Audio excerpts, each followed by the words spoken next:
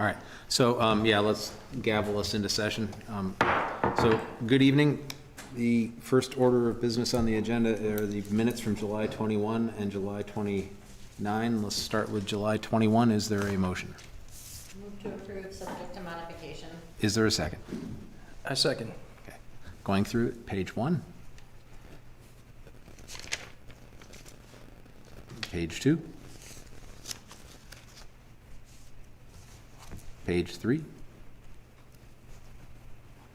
Page 4. Hearing no modifications, all those in favor of approving the minutes say aye. Aye. There are no nays. The motion carries. Next, the July 29th minutes. Is there a motion? Move to approve, subject to modification. Is there a second? Second. Okay. Page 1. And page 2. Hearing no modifications, all those in favor of approving the minutes say aye. Aye. They are approved. Next on the agenda is public comment.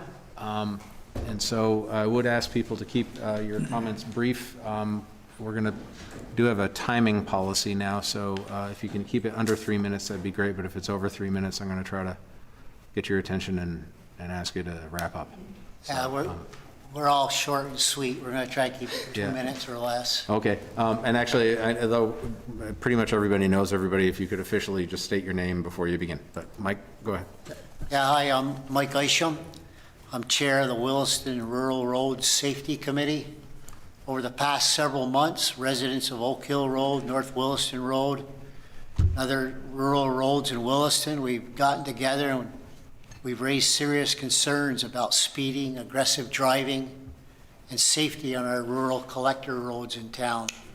These concerns have already been described through Front Porch Forum, the Williston Observer, and emails with town officials, so I won't repeat all of them tonight. Over the past 70 years, Williston has grown from a largely agricultural community into one of Vermont's largest retail, commercial, and employment centers. Rural residents have supported the schools, the public facilities, and community services that were needed to accommodate this growth because those investments benefited the entire town. However, the roads that once served the farms and neighborhoods now carry thousands of vehicles every day. These roads, these same roads, are still shared by tractors, school buses, bicyclists, walkers, and families entering their homes and crossing the road for their mail. Our committee has reviewed the town's motor vehicle and traffic ordinance, the 2018 traffic calming policy, the Oak Hill Road safety audit, VTrans information, and other traffic data that's widely available. We're not asking for a predetermined solution or another lengthy study.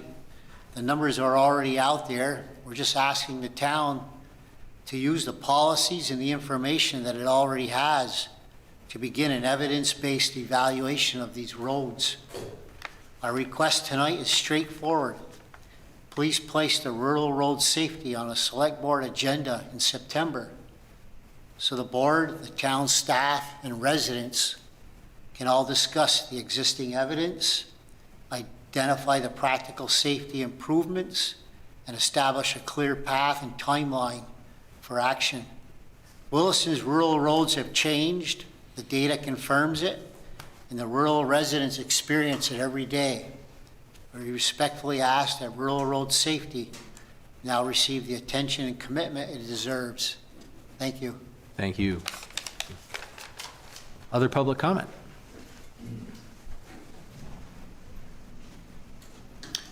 Hi, I'm Kevin Batson, Chair of Williston on the Move, a bike pedestrian advocacy group in town, and also a biker.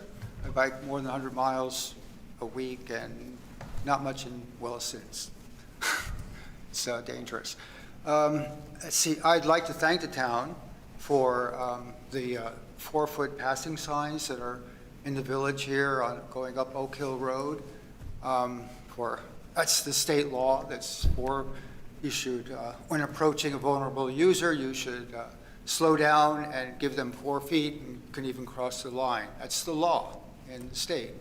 And this is the only place I've seen those signs, so thank you very much for implementing that. But it's not enough. Those signs are not that obvious. There's a tree and this, and education is the lowest cost way of changing this behavior on the roads. The roads themselves have problems, and as cars have grown, the road width has not, but the behavior is really what's a problem. And at the Creamery Road meetings, they were saying, a person goes out for his mail and is taking his life into his hands. So something like those electronic billboards that say 4 foot, slow down and give 4 foot clearance when passing a vulnerable user, and will be enforced along with speeding. And something to let them aware. I mean, the law took effect in 2024, and a lot of people don't know it. If you took your driving test 5 years ago, you don't know about this law necessarily. So education. The next lowest cost is calming measures, which are expensive. They are expensive, but there are examples like on Skunk Hollow Road in Jericho, where they put little islands. There's things that can be done without putting rumble strips everywhere. And then the most expensive is enforcement, and we'd be potentially hiring more officers. And that's I think, the way the situation is, I think it's necessary, even if it's a short duration. Thank you very much. Thank you. Other public comment?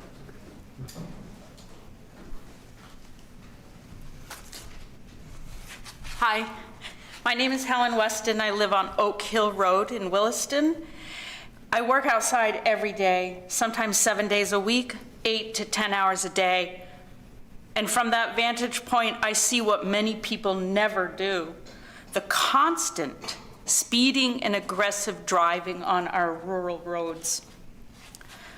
One moment in particular has stayed with me.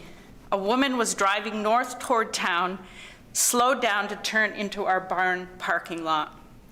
A truck came up behind her, laid on his horn, swung around her on her left, and then stopped directly in front of her. She had to slam on her brakes.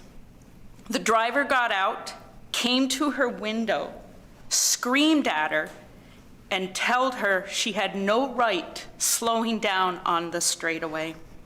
Then he roared off.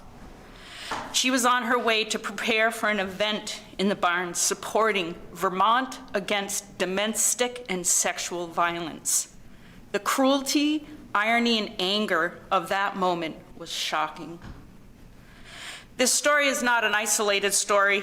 Every week, almost every single day, I witness things such as vehicles passing vehicles on the left while drivers are trying to take a left with their blinkers on, or us taking a left in our tractors. Drag racing side by side on our straightaway. Angry, aggressive drivers confronting people simply trying to come to an event at our farm. I could go on, but I think you get the point. These are frightening, unacceptable risks in our neighborhoods on Oak Hill Road and for all rural neighborhoods across Williston. Our request is simple. Implement the short-term safety measures already outlined in the town's existing safety plan. We are asking for immediate steps to protect all rural neighborhoods that deserve the same level of safety and attention as the town growth center. Thank you. Thank you.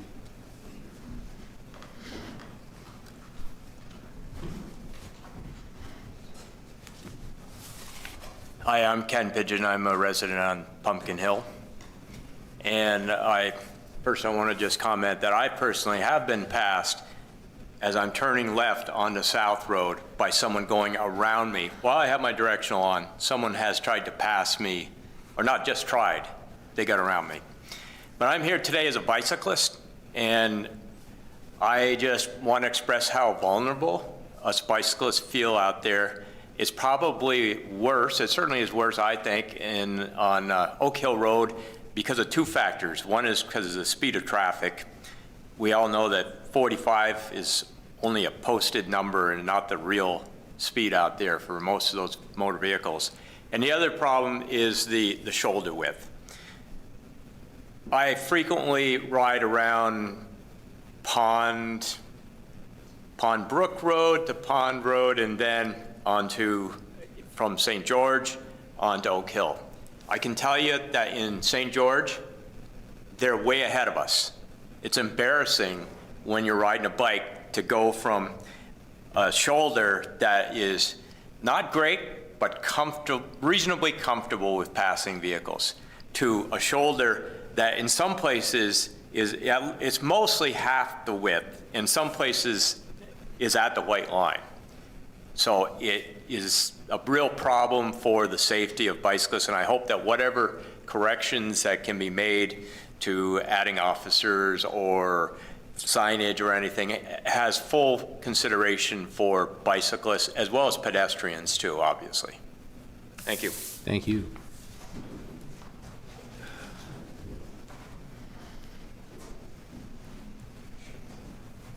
Hi, I'm Terry Zitrich. I'm a member of Williston on the Move, as well as I've recently joined Mike's Rural Road Safety Committee. And I'm a cyclist. Like Kevin, I bike over 100 miles a week. And just a couple of short things, there's common themes. I've written, I think, to the select board, maybe not the latest member, but I think on road safety in the past for cyclists. And I usually put something in Front Porch Forum every year. And the scenarios are the same. You know, we have a lot of cars that do give us room on the road if nobody else is coming. And the problem is that our roads are busy.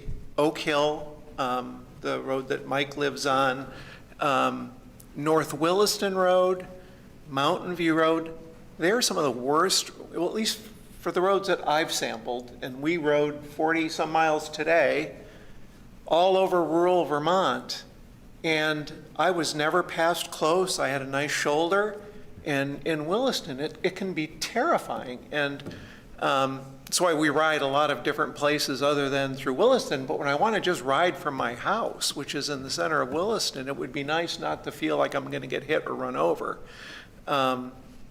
And to what Helen said, you know, I was coming down Oak Hill within the last couple of weeks, and I try to go to the speed limit. I'm very sensitive now, you know, with all the discussion about this. Not that I wasn't before. I'm not a high-speed driver, but you know, I'm going the speed limit. I had somebody in my tail from St. George, and I think you get a lot of through traffic. I think there's a lot of commuter traffic on that corridor, Oak Hill and North Williston Road, and they are always in a hurry. And as soon as I got around the corner from coming down from St. George or whatever that next town is, Heinsberg, blasted by me on the yellow line with traffic coming. So typical. And the typical scenario that we find ourselves in, I think Ken found himself in, is you know, like I said, the car wanting to pass us with oncoming traffic, and it's like somebody playing chicken. They're playing, and luckily they're surrounded by 5,000 pounds of metal and airbags and seat belts and everything else. We don't have such a thing. So if we get hit, like the poor person did in Burlington, you know, we're going to be in trouble. So it seems like it's only a matter of time. We need to do something with the safety on our roads. So thank you. Thank you.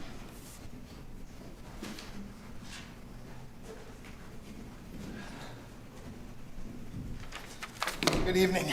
Ron Bliss, Williston. As a retired law enforcement officer and completing 2 careers, one in Connecticut and one here in Vermont, I'm aware that there are consistent calls to just about every police department around here to address speeding, distracted driving, pedestrian safety, cyclist safety, and the latest e-moto issues. The Williston Police Department is currently doing all they can do to address these issues. The department's size and caseload prevents a full focus focus on the traffic enforcement issues that affect the entire town. The town has grown significantly in the 20 years that I've resided here, and I would ask that the town look into expanding the police department and adding an enforcement team. These things are not going to go away, and everything we can do in the short term is great, but long term is not going to be without somebody to keep after it. These officers can develop strategies through crash data, complaints, speeding, speed tracking, road characteristics, school zone issues, as well as pedestrian and cycle safety concerns. These officers can also be availed to specific training that enhances the unit and assists the town in becoming a safer community, to include but not limited to in crash reconstruction, the latest in technology supporting enforcement and safety education. And transportation is an ever-evolving industry, and the e-moto being one of the new trends that's currently causing issues throughout this area. And all this can be addressed by them in real time because that is their job. By adding this unit to the department, it makes more room for advancement and aids in recruiting. These officers will also remove a burden off the patrol division by allowing them to focus on patrol and crime reduction. Another consideration that the town should probably think about as we go along is making a town speed limit. And it's posted as you enter the town throughout, and with the caveat that it's X, whether it be 25, 30, whatever that magic number is, and with caveat unless otherwise posted. That way, that covers if there is a street that needs to be higher or lower, you have the option to do it. That also would obviously exclude any state road because that's not in our jurisdiction, but the town-owned roads could have one set parameter. Having taught my two daughters to drive here, their most difficult thing was staying within the speed limit because we're telling them to go 40. We come up over the hill here, and now we have to go 30. Well, don't have any time driving yet. And to make that change coming up over the hill, not exactly the best thing. If we just had a set speed limit, unless otherwise posted, it makes it much easier for everybody to know and not have to change speed, slow down, speed up. And it creates a lot more headaches than it really is worth. Thank you. Thank you. Other public comment? Hi, I'm Jane Rowe. I live on the south end of Oak Hill Road, and I'm also have joined this group because I've been concerned for so many years about the safety of our road, but also all roads. I had the experience as a 15-year-old of having my little brother get killed on his bicycle. He was 9 years old. And that has never left me. And there's been other people that have lost their own kids on our road, and many feeder roads heading to CVU. You all are very aware of that. And every year when school starts up, I know the number of cars are going to just increase between the students and the faculty and the school buses. But even when it's not in session, it's still just really busy. I think there's a lot of respectful people driving out there who maybe just need a reminder, maybe need to really have some simple ways of being reminded that it's, it's okay to drive the speed limit, because it's hard to drive the speed limit when there's so many people going way too fast. Every time my husband goes out for a bike ride, I'm really glad when he comes back. So I'm not proposing any solutions today. I'm really, really interested in being a part of a process in which solutions are talked about and where there's some real action. And I know you all are working working really hard to do so many things for the town, and I do really appreciate that. I hope we can just bring this to the forefront and see if we can find some solutions. Thank you. Thank you. Any other public comment? How you doing? Good. I'd rather say, if I could. Well, actually, we need for the microphone for the TV, can you? Sorry. I know.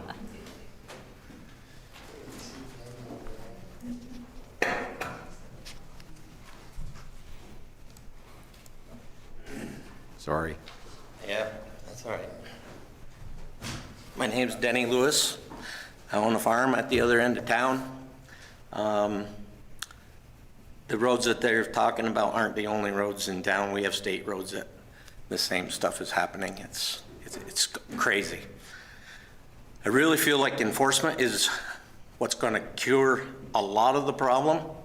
And I feel like if you read the whistle, our police department is tied up doing things that I'm not convinced that's what they should be doing. We have these big businesses in town. We have theft going on daily. They need to hire their own security. It shouldn't be coming out of our pockets to try to collect these people up and have them get their hands spanked. So I really feel like enforcement, I feel like maybe the police department needs to prioritize. We need to figure out how these businesses can take care of their own, and that would certainly free up some guys to do traffic enforcement. So, okay, thanks. Thank you. Anyone else? Eric, do we have anybody online? Yeah, one person online. Let's see. Pat, I saw your message. I'll be able to connect you right now.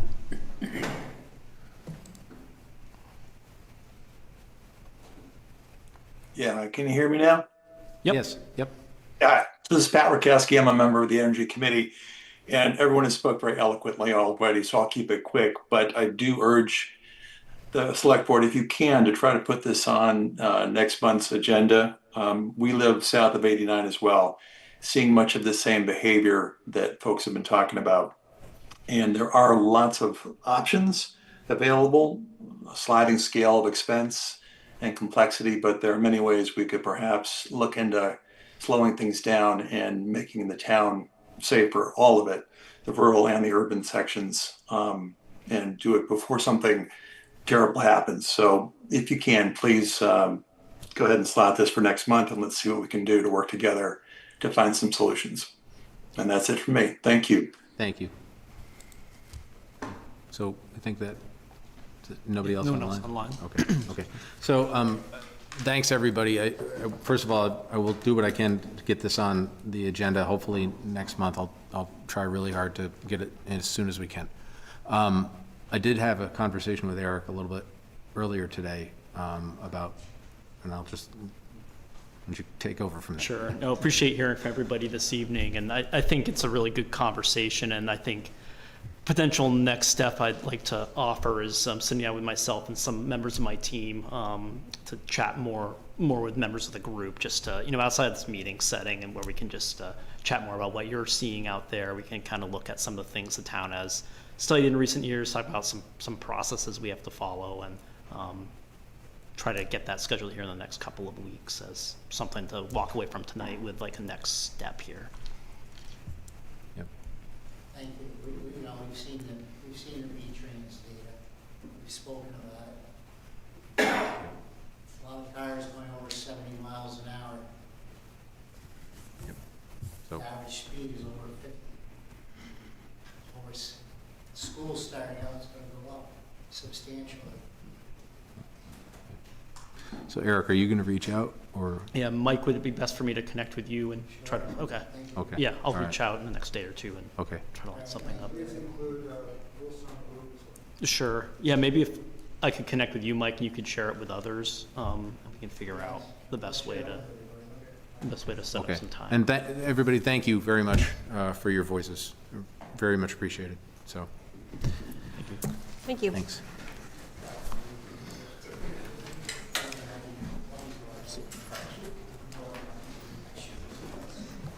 So that would bring us to the public hearing, but let's wait a minute.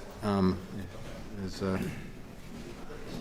my World War II veteran father would say, smoke 'em if you got 'em.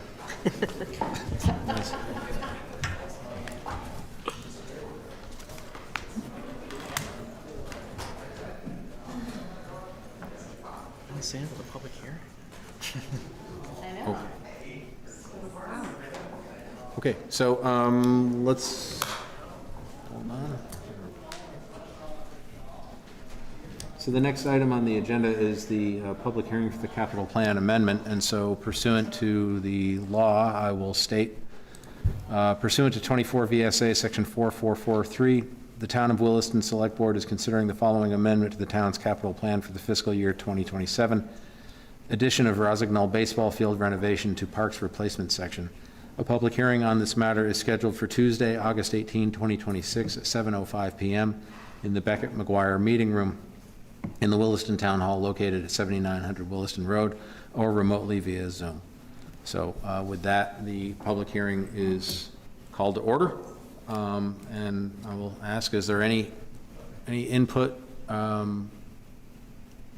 Baseball's great, man. Okay, all right, we got one vote for baseball. Okay, so, yeah, so I think this might be a pretty quick public meeting, public hearing. Nobody online? No baseball Yeah, fans is there anybody? online? No. No? Okay, all right, okay. Move to close? I don't know. Well, just Todd, want to provide just a brief reminder overview? Yeah, actually, I Typically can- we do that. Yeah, that, yeah. Oh, that's true. Can you- Good evening. Good evening. So the overview is our Rosignol baseball field is not in the capital replacement plan, but we want to add it to it because of safety concerns. The field is such that it's getting unsafe to play with lips that are being made due to the infield mix and that kind of thing. So instead of the $43,000 that we had earmarked for work at Village Community Park on the parking lot, we like to shift that money and do repairs to Rosignol baseball. And it won't take that whole amount. I'm probably looking at 18 to 20,000 will be the final number with field repair, infield mix, topsoil, seeding, that all needs to be done. And that cost is being shared with the Little League organization and the town. Because they are the ones that have majority use of it, but also, as I feel that the town needs to make all of our fields safe and playable for anybody to use at any time, which all of our fields are open for anybody in the community, anybody outside of the community to use with a family or just go out there and play when there's not an organized group reserving it or using it. So I can answer any specific questions if anyone has any, but that's what we're looking to do is shift that money to a need that's more important for safety concerns. Questions? So. Questions, but isn't this the public meeting? It is, but I'm We'll mush it all wondering, together? let's combine the agenda items, I think. Wild, you go Yeah, wild, Ted. I know, we're kind of going rogue. So, yeah. So 18,000 does the town ask for the, 18 to 20,000 is what we would. and then how much is the Little League? Little League's also looking paying? for about half of that, 8 to 10,000. So the total amount is like 30 or? No, the total The total is 18 and they're 18, splitting the yeah. 18, so 18 to really. 20 would be the total amount that I'm figuring on. And so the town will And then pay we like would- 10 of that or Right. something, okay. Exactly. Yep. So ultimately, this is there will be capital allotment that will not be used this year. Right. And so, yeah, that would be an effective cost savings to the town this year. Wait, now I'm confused. So there's 43,000 in the capital budget to do the park driveway, or whatever, the road. Is that what you're saying? And you don't need that this year. So you want to repurpose, I mean, it says 18 on my sheet, but it's really only half of that. So maybe 10, let's call it 10. You want to use 10 of that to do this, just Rosignol? I thought last time there was some other fields And too. Brandon, Williston Central School baseball field Yep. is in the replacement. ah, capital, all the projects. It is already there.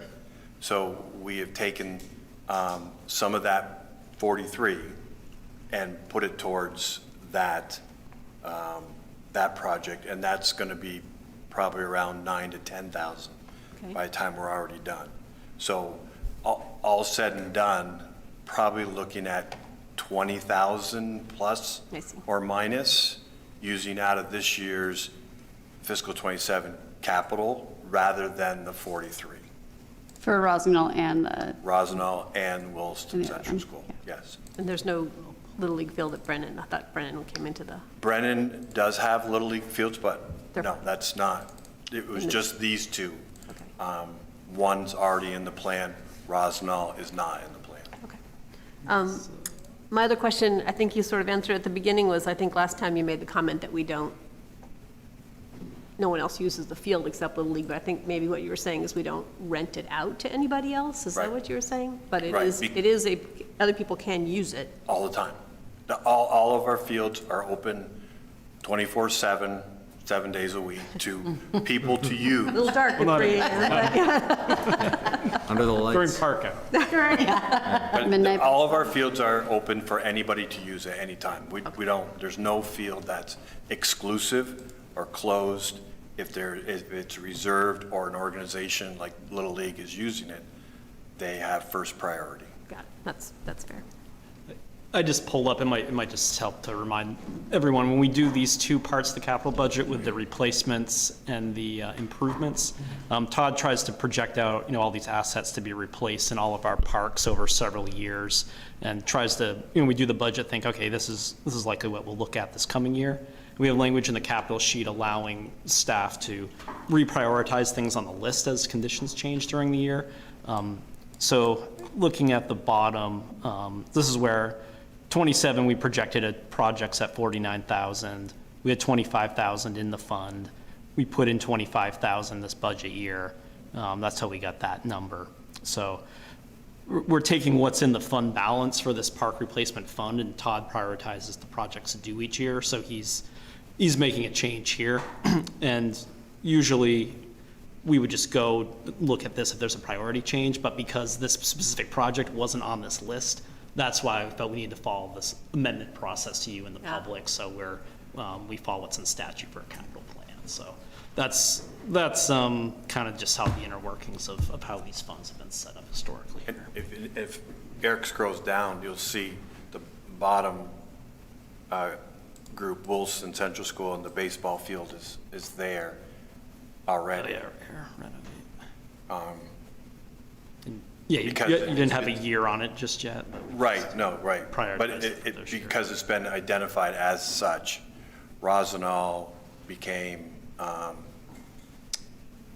worse after the fall. Little League is playing on all the ball. Little League baseball and softball is playing on all the ball fields in town, spring, summer, and fall on a pretty regular basis. They do softball at Rossignol? I'm sorry? They do softball as well on Rossignol? No, Rossignol is just a baseball. Little League, Yeah. just baseball. Brennan has a softball and baseball. It's got 3 Village fields. Community Park has a baseball, and then softball uses the school field. So it does say on that chart there, the softball field needs to be renovated as well? That's already been done. And it's already been done, okay. Yeah. And that was in Williston Central? Yes, and what we did with that softball field is there was some grass near the dugouts. We skinned it like a softball field should be, and we enlarged it for adult use because we're getting more reservations for adult groups to use it. Yep. And we put new surfacing, new infield mix on it that is a lot better than the old stuff, and taking in water and just distributing it, not puddling and make it unsafe to play. Right. And we've done that with the baseball field at Williston Central School as well. So this sheet that we got, that looks like one of our capital plan sheets, that's just kind of proposed for the upcoming budget because it wasn't in, is that what you're saying, it wasn't in the last one? Eric? Yeah, this would essentially go into FY '27. We want to just put it in a way other than that long sheet, just Right. so what the project was. Okay, because I'm a little confused by some of the numbers, but we can deal with that when I'm confused on the capital plan later this year. Oh, yeah, we'll mix, Yeah. we'll update all that. Yeah, 'cause it shouldn't be 18 if it's only 10, so. Yeah, yeah, it's kind of, I think, Todd, you technically will pay for it and get reimbursed Yeah. from Little League, so. Now can I close the public hearing? Make a motion. That's true.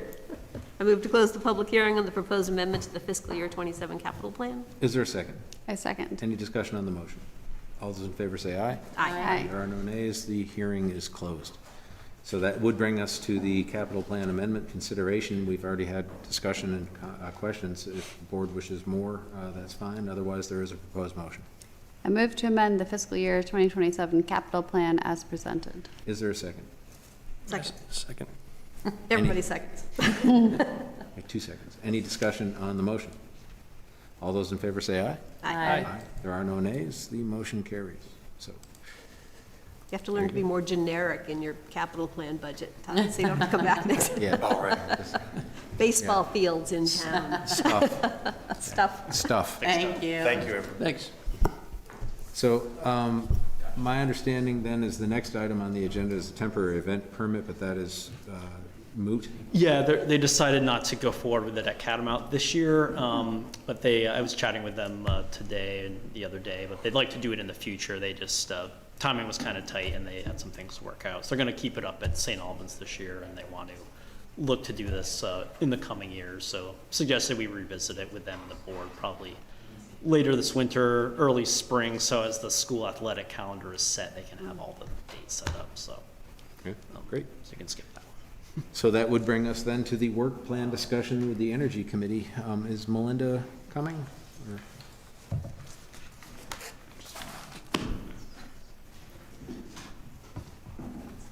I'll be back in just a minute. I need a cord for my. Okay, all right. Good evening, I'm Reed Parker, Chair of the Energy Committee. Good evening, Reed. Melinda was going to join, but I think she's in another meeting right now, More important than this one? probably in the next building for planning. Wait till the next time she comes in. Yeah, I know. Sorry, we have other things to I do. hope she doesn't have any budget stuff. I believe that this document that I have in front of me, There she is. Hold on. Melinda, hi. We were just ridiculing you behind your back for choosing another meeting over ours. She's so popular. Yeah, I know. Yeah. 30 seconds. That's what I thought. I was watching it on YouTube. Anyway, I believe you have in front of you this same document I have dated July 22nd, 2026, which is the progress and priorities of the town, or town energy goals, which is what the energy coordinator, Melinda, and the 7 members of the energy committee have done over the last couple of fiscal years, along with our priorities based on the updated energy plan of what we want to work on over the next fiscal years. So we have been around since 2022. We've been incredibly busy. We have a very stable committee right now with 7 full members, doing as much community outreach as we can, a lot of it through the Observer when we write articles every month. And we've worked on a number of projects which have saved the town money through solar energy, put in the charging stations, and assisted with recommending the charging stations going in. As current chair and have been for a while, proud of the work that our committee's done. So when we revamped the energy plan last year, I believe, yes, we took that in, then we looked at our goals. A lot of these are continuations of what we have done, especially when they deal with outreach to the public, where we either through written or we hold workshops, we coordinate with Efficiency Vermont and other organizations. We also are looking at actively participating in the active transportation plan to give input to that and join in with other groups that are going to be involved with that plan. We're very interested in seeing what the town itself can do to continue to improve on building energy, whether lighting, heating, hot water, anything that has been, could continue. There's been studies did with the police department building and the fire station, and we'd like to see those go forward.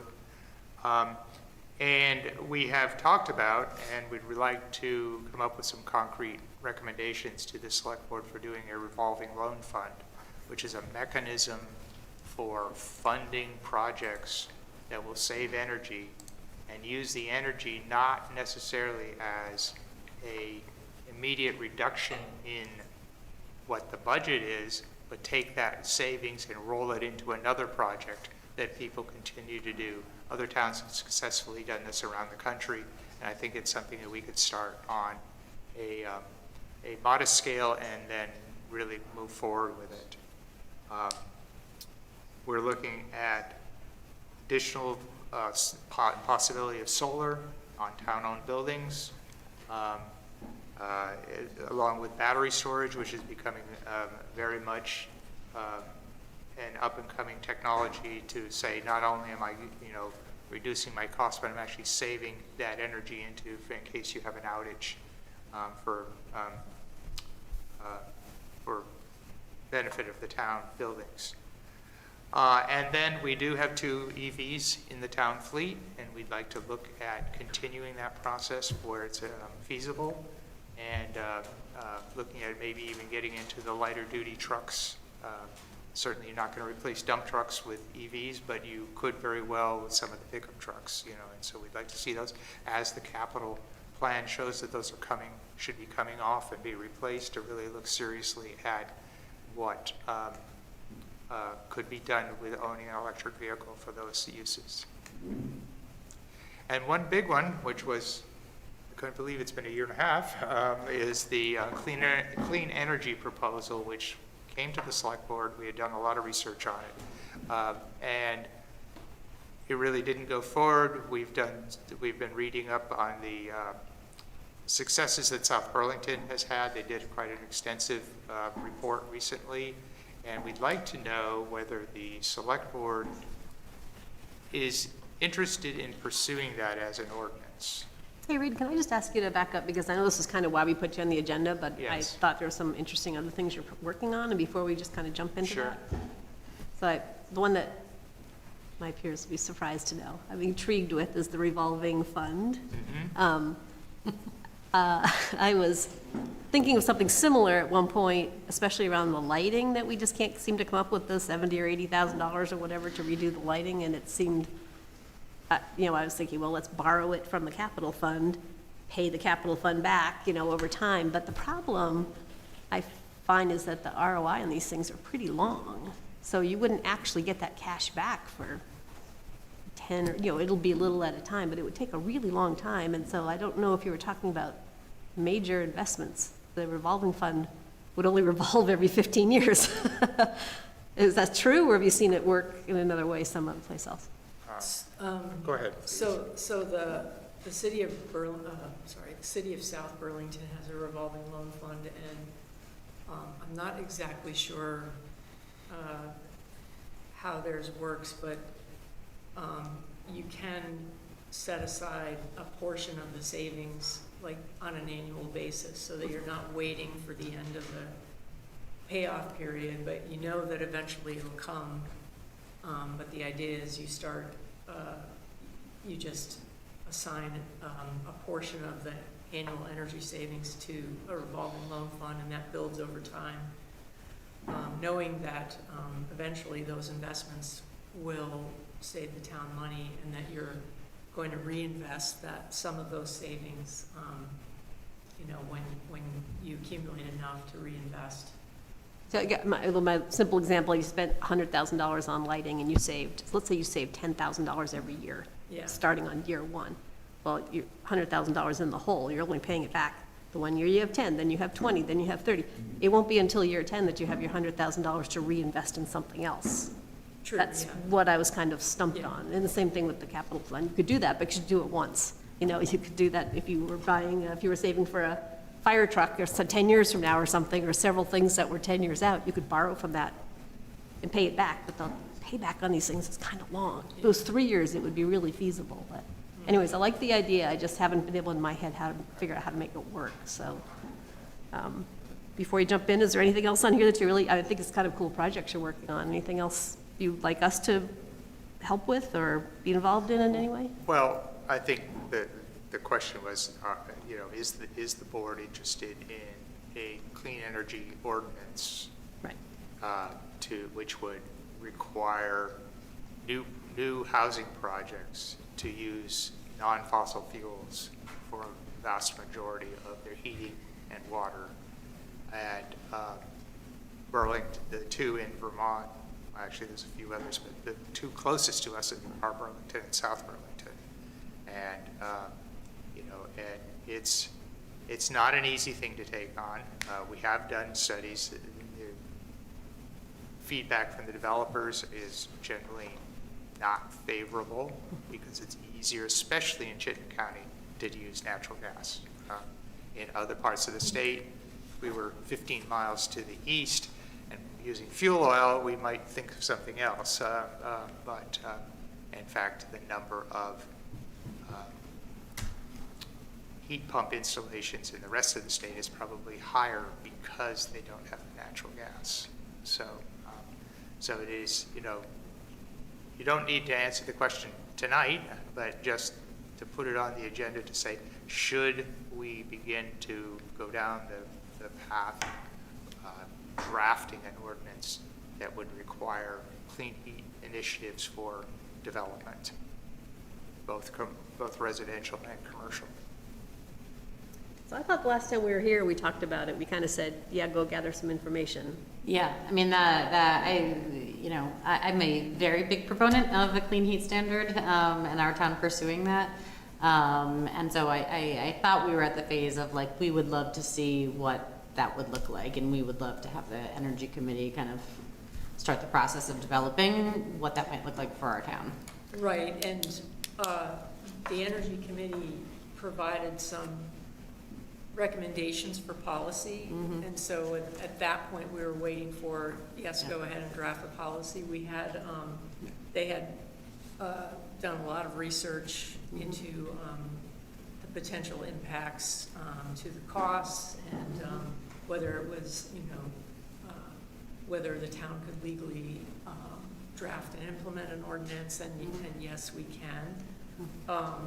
I thought that this paper about the South Burlington ordinance was, that would be informative to you, because it really is like a, this is what it looks like 3 years later. And in fact, they didn't see the savings that they were, they didn't see the carbon footprint savings that they had hoped for. That was the case particularly for multifamily buildings. The before and after emissions were just, they were about the same. And so it's just something, I think what that study points to is just how complex it is to require these hybrid systems. I think for homes that are all electric, the benefit is clear. But for buildings that have this requirement for a primary electric heating source with a backup gas or whatever fossil source, it gets really complicated because the benefit in reducing carbon emissions is largely dependent on how it's installed and how it's commissioned, and there's a lot of contractors that know very little about this. So it is really dependent on that and dependent on a lot of things that are outside of the town's control. I think were the town to require a primary heating system that supplies 85% of the heat to be all electric, I think in order to be effective and effectively reduce carbon emissions, we'd have to also implement all kinds of controls and on that system and requirements for that system that, being a town without a building code might be, pretty complex and burdensome. That's I thought it was interesting that the equipment is all there to save it, but if it's set so that it kicks back to natural gas at, some ridiculous number, it's not going to save you anything, because that's never really going to run on electricity. But one thing that Mike Isham and I had long conversations trying to explain it to each other, but I thought one idea was that if that all homes had to be so that the owner could flip to all electric easily. That was one of the things, even if it was run by the first owner, did it entirely on fossil fuels, that the house was plumbed, it was fixed so that you could switch over to an all-electric system without having to tear out your walls and everything. I thought that was sort of an interesting solution to that, which is kind of what you get with these things. It's like, well, you have a hybrid house. If you choose not to use it, it's not going to save anything. Right. But if the next owner does want to use it, it will save it. So the controlling systems are really quite complex.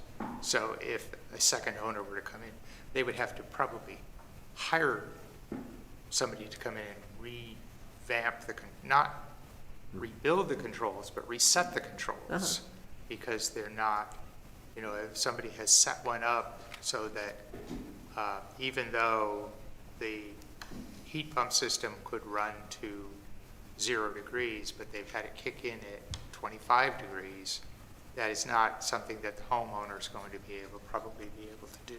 Would you agree? Wow. That's surprising to me. I believe you. But it isn't just like a thermostat in your house, because you have two. I should think it would be. Yes, but it's there are controller systems. Has the Energy Committee lost steam on this initiative? Is that what I'm hearing? Well, we really haven't. We went from this to months and months of redoing the energy plan and then doing some other things, and it really hasn't come back up. But we are now at a point where the things on our agenda could take this on again. If we wanted to do, take what we have in the past, as Melinda said, some studies, take the South Burlington one as an example, which is they had a lot of data input to that plan, and then say, does it apply to the developments that are going on? Because if something's already permitted in the town, it's not going to apply. You can't retroactively pull their permits and tell them to go put in all heat pump systems. So I assume that you can't. So it would be, okay, if we put this in, what's the next big development that it would apply to in the town? Are there enough big developments still coming up in the town that would apply to it? I mean, you've got several under construction now, but would it apply to something that hasn't even been foreseen yet? Come on, haven't you been in that conference room with the big thing on the wall with all the houses we're going to build in the next 10 years? I think that given the very aggressive goals by our regional planning commission and the state in terms of housing, and that we are working on looking at all different avenues. For instance, Habitat's coming in, with a housing development. That would be a great place to have, a clean heat. Obviously, those are folks who would extremely benefit from having, an environmentally and cost-effective heating solution.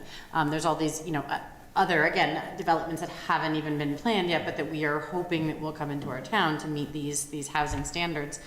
So I am of the belief that now is the time, and I think that, in reading the South Burlington report, kind of the lessons learned piece and kind of what, they would look at maybe, adding or make changes that they would look at their, to their clean heat standard there. I think that's really a great, jumping off point. Like what did theirs look like, and then what would they now change? And, could we implement some of those from the get-go in a clean heat standard that would apply in our town?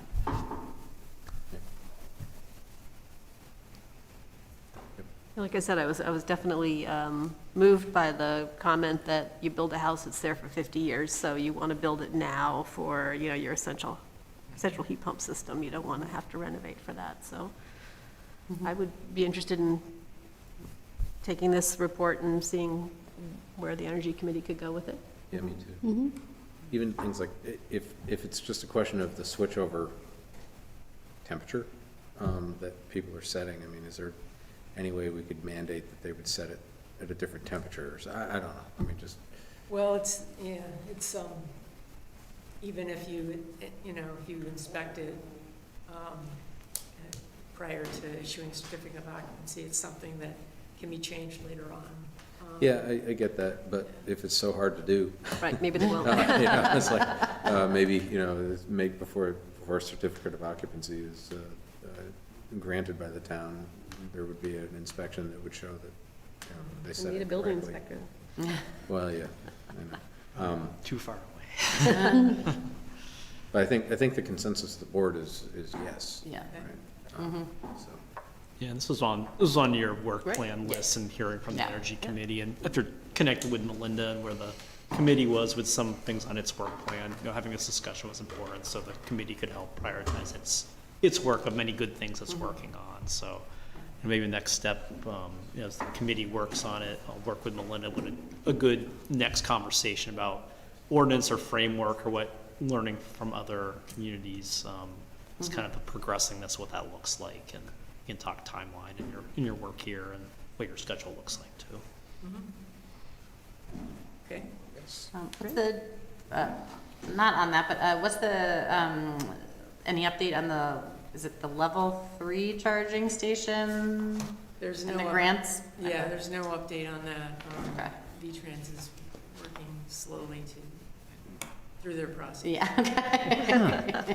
We think it would be the greatest thing for this town to It would be, I think it would be wonderful. high-speed chargers Yeah. right over there next to, in that little lot next to Shaw's. Yeah. It's shocking they're that slow, how quickly they did the Cirque Highway alternatives and the park and ride. Are doing the Yeah. Cirque Highway alternatives continuously still to this day.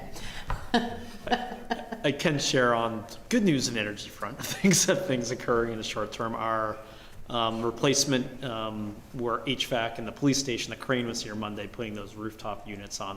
They're hybrid, so primarily heat pump units. So I'll be following up with everyone to make sure we get them dialed in right. So they got up working Melinda on that. Set them very low. Okay, thank you. All right. Any other question? Thank you. Thank you. Thank you.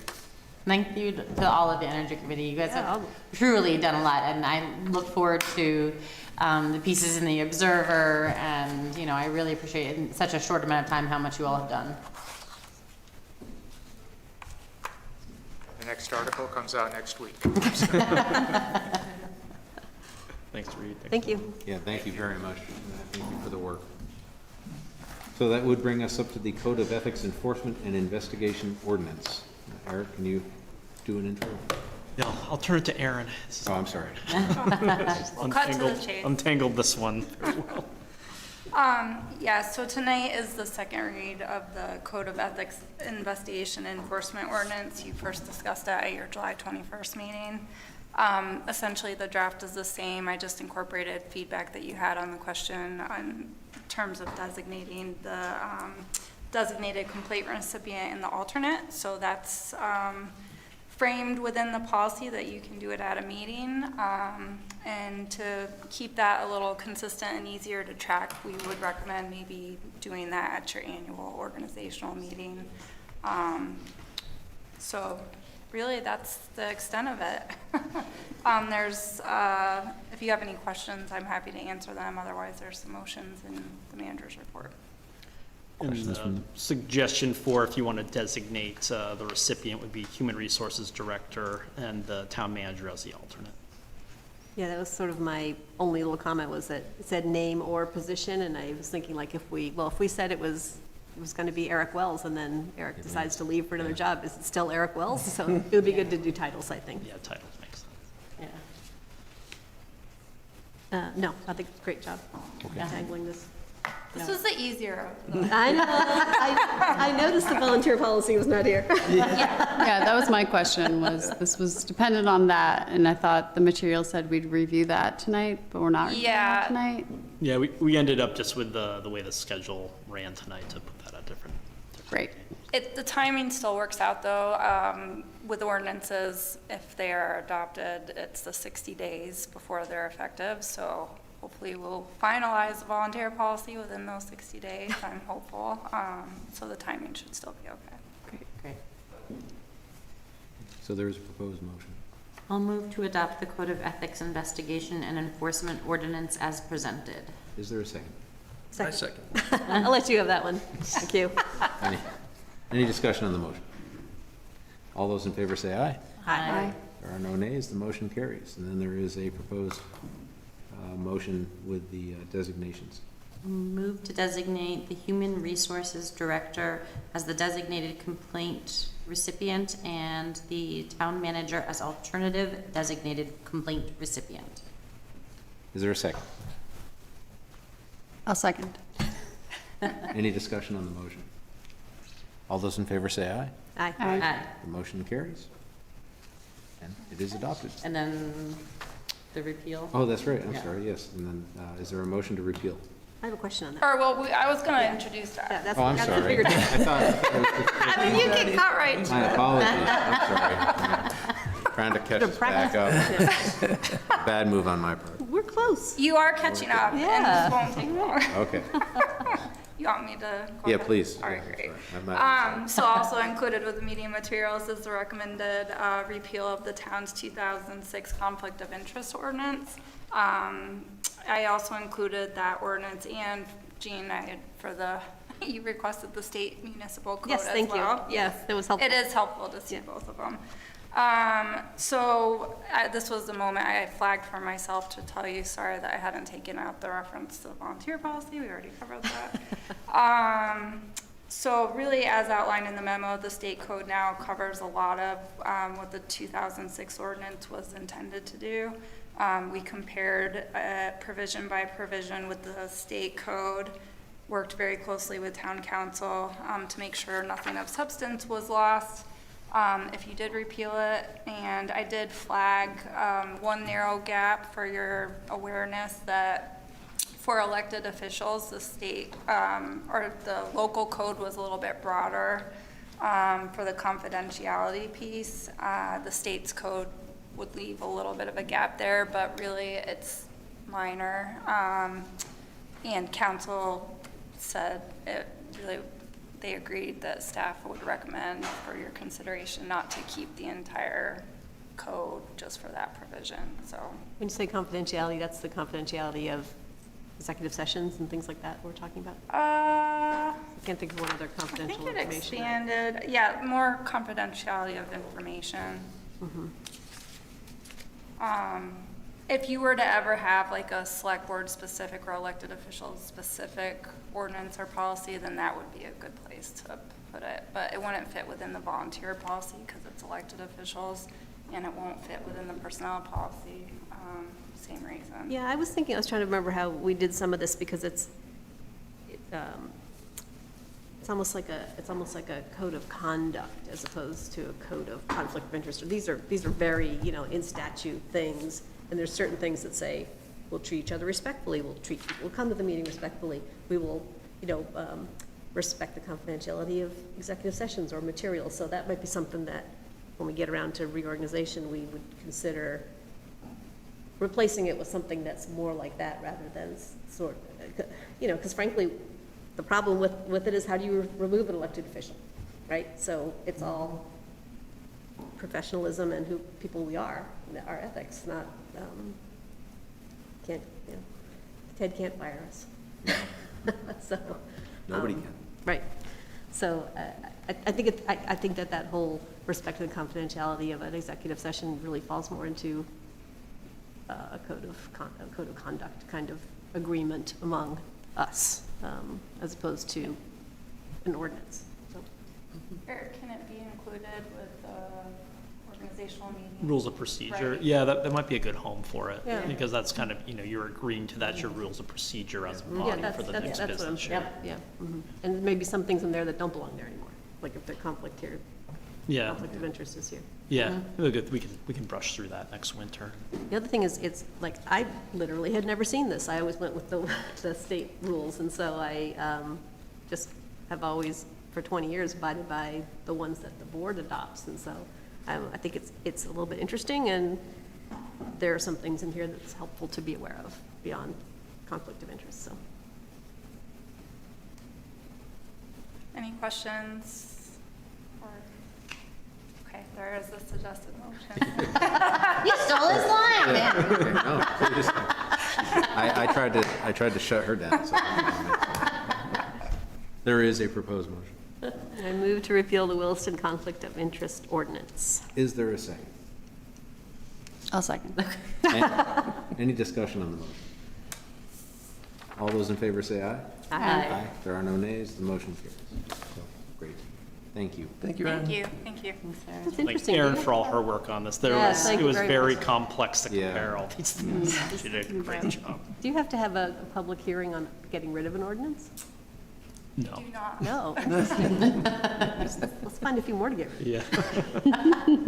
Get rid of Gene, you love public hearings, so come on. Can't wait to unnecessary close them. ordinances. So that would bring us up to the manager's report. Not a whole lot this evening, but just share the Allenbrook Bridge project is planned to get started with some bank armoring later this month. What bridge project? The bridge behind favorite Central bridge. School. Yeah, okay. Everyone's favorite bridge. So I think, well, David's here, we'll have a more comprehensive update from him next month, just on that project and where that's going and everything. That would be awesome. The bats are doing whatever they need to do for work to begin. Yep. Beavers Yep, are- being in the river when they can be with the, find the sweet spot here. So that's getting underway. One thing, in our capital plan this year, Aaron and I were catching up on this today, we have to replace our server. We thought we have 25,000 designated. The price has gone up. We thought it was gonna be 24,000 to replace it. Now they're saying it's 32,000. It's out of warranty at the end of this calendar year, so we want to get it ordered and get the work planned. Just a preference of the board, I can go ahead and schedule sign the PO for the replacement. Rather I do that, or would you rather designate the extra $7,000 before that? We could do that at a meeting coming up. Wait, tell me my options again? Can get the ball rolling on it this week and get it in motion, then make a determination where we'll get the $7,000 from, another capital or fund balance, something like that. Or if you'd rather identify that first before I proceed with the project. But I'm what okay your with preference is. $7,000. Has to, I mean, Yeah, it has the to way happen. tariffs are happening and things are happening, and, in 3 weeks, it could be another $3,000, so I would say do it now. Okay, yeah, and we know we want to get it scheduled before the end of the year so we can migrate stuff to the server, so. When you said in the capital plan before that we authorized staff to move things between line items, was that just in big groups, like? And that's how we've done it with those big rec groups. But I think if I have to check with Shirley how we've handled, within the capital fund itself, if there's, over, under. Things are always gonna be over, under. Yeah. I'd try there first, but. Yeah, I typically just try to be, transparent with the board when those things come up, to say, hey, we need to take some more money here. Yeah, that type of thing. So. All right, we'll get it moving. And that's all I have for manager's report. Okay. Brief this week. That would bring us to other business. Is there any other business? With Christine Doherty now stepping into the role of Public Works Director, to consider appointing her as our primary representative to the RPC Transportation Advisory Committee and the Town Tree Warden. That's Public Works Director has traditionally held those roles, and she's willing to fill those roles in her new role. So do we need a motion? Yeah, if you'd have a motion to appoint So you don't think we Christine should have a Doherty. public outreach for tree warden? Yeah. I'm pretty sure Terry is still health director for the town, so. No, we got a new one. We got a new one. Yeah, we got a new Christine, one, remember? Different Yes, Christine. Oh, that's right, we did. She's Okay, very all right. She's good. But that took like 5 years, so. I know.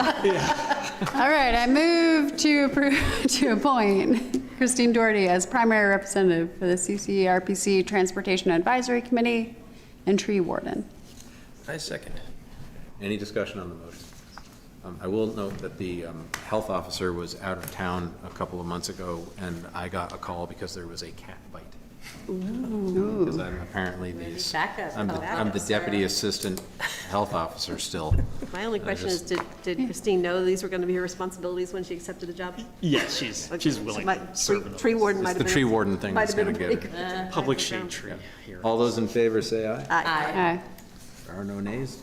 She is appointed. And then I just have 6 catering permits. They're all at Isham Family Barn. Let's see, they're all weddings and rehearsal dinners in September, October. I can share the dates and more specifics if you're interested. Any concerns from staff? No, it's all folks we've worked, it's all 802 cocktails, so we've been there quite a bit, so. I will move to approve the slate. Is there a second? Second? Any discussion? All those in favor say aye. Aye. There are no nays. They are approved. Is that That's it. it? Okay. Just That would texting Matt to come over. bring us to final thoughts on agenda items from this meeting. Are there any? This is usually where I come back to, what are we doing about the things, all the people who came, but I think I know the next steps. Yeah. We're going to, Yeah. Eric's going to meet with them, and if you can fit it in the September, one of the September meetings, we're going to do that? Correct. Yep. Okay. Yeah, I chatted with Christine today, so probably at least Christine and I will sit down with them and may have our new police chief as well. I chatted with him a little bit. He's pulling some data to look at as well. Yeah, and so we're wrapping up the old creamery report that we've looked at for that road. I think it would be interesting to look at North Williston Road when that was done a few years back now and just see what we learned from those. You might recall, I think it was before a number of you were on the board, but we did some of the recommendations from that corridor study. One was a centerline rumble strip down to the hollow, and that created a lot of noise for some residents right there. So after some public outreach about that, the town then had to undo that. Undid it, yeah. We had a speed hump down at the bottom of this, we'll get straight for the railroad tracks. We did a temporary one. That created a lot of noise for residents right there as well. And accidents too, right? And accidents. Yeah, I think it created a couple accidents too. And it's like, those are things from that report. We do have the feedback signs there.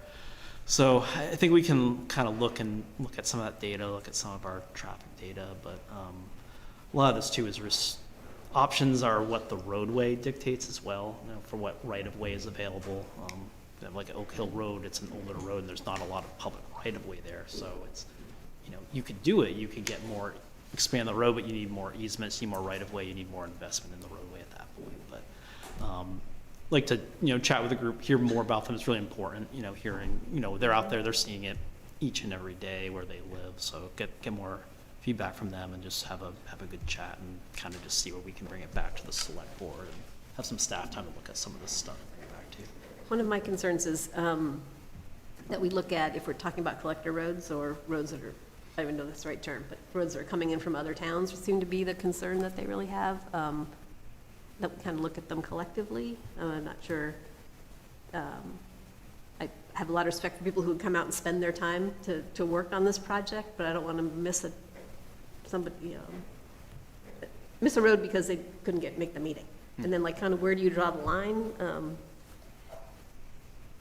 I don't know. I'm a little bit concerned with Oak Hill Road. If we are successful there and slow everything down, everyone shifts over to 116 and 2A becomes faster and harder. And we have no control over that road. Right, because it's not one of our roads, so. Right.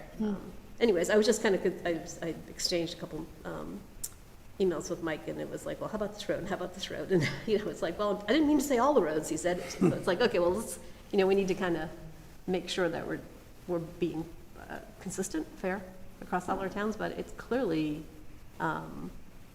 is a growing problem. That's the other thing is separating speed and bike safety, which I know they're overlapping. They're Venn diagrams, but they're not exactly the same, right? So it's a complicated problem, and I'm just very concerned that I really want to move fast because this is a serious safety problem, but not so fast that we do things wrong and have to undo them or cause other problems. So it's a tricky one, and I know they want action fast, and I don't know how you convince activists that you're working as fast as you can with what you have, and that's a tricky balance. Good luck, Eric. The tough part is, the more permanent changes to the roadway, they take a lot of study, time, engineering, and then ultimately investment by the municipality. So there's a lot of pieces there. And then, you've been working on the old creamery piece after that was brought to the town's attention last year. We did the UPWP request. That's what's progressed this year for that roadway to look at that. But then ultimately, if there's going to be these more physical changes that are larger capital investments, that all comes into your capital discussion. We have transportation item in the capital part too. But I hear that, there's a lot of these different pieces and trying to come up with a prioritization table. And then your point, are you shifting the issue if you put one remedy here? Is that what's the downstream effect of that? So. I am, because I jump in, sorry. I am hesitant to spend a lot more money on studies because it seemed like that, one on Old Creamery was really comprehensive and laid out a pretty good set of this is what you try first, this is what you try next, and it would have to be kind of a unique situation for us to spend another $10,000 on a study for the ticket. Well, and I wonder if many of the things that are applicable from that study could be extracted. Exactly. Right. That's my point, yeah. The other thing I think it's important to address too is, we heard a lot of calls for an expanded police department, and I think understanding, in terms of cost effectiveness, that is not, what an addition of a single officer. We even heard, temporary things like that, but a single officer costs us what, like $120,000 a year. And if you need a force of officers 24/7, that's, a huge expenditure for the town. Speeding tickets. Lots of speeding tickets. Yeah, that does raise the thing. I remember our first meeting talking about the fact is that clearly there's still confusion in the town that all those businesses do pay a lot of our property tax, do pay a lot of our taxes. And Yep. I'll report back. All right. Thank you. Okay. So, all of that being said, there is also an anticipated executive session and a proposed motion. I move that we enter executive session to discuss the negotiating or securing of 2 real estate purchases under Title I, Sections 313A2A, and invite Town Conservation Planner David Maroney and Assistant Town Manager Aaron Dickinson to join the first discussion, and Planning Director Matt Billinger and Town Manager Eric Wells to join both discussions. Is there a second? Second. Any discussion on the motion? well done. All those in favor say aye.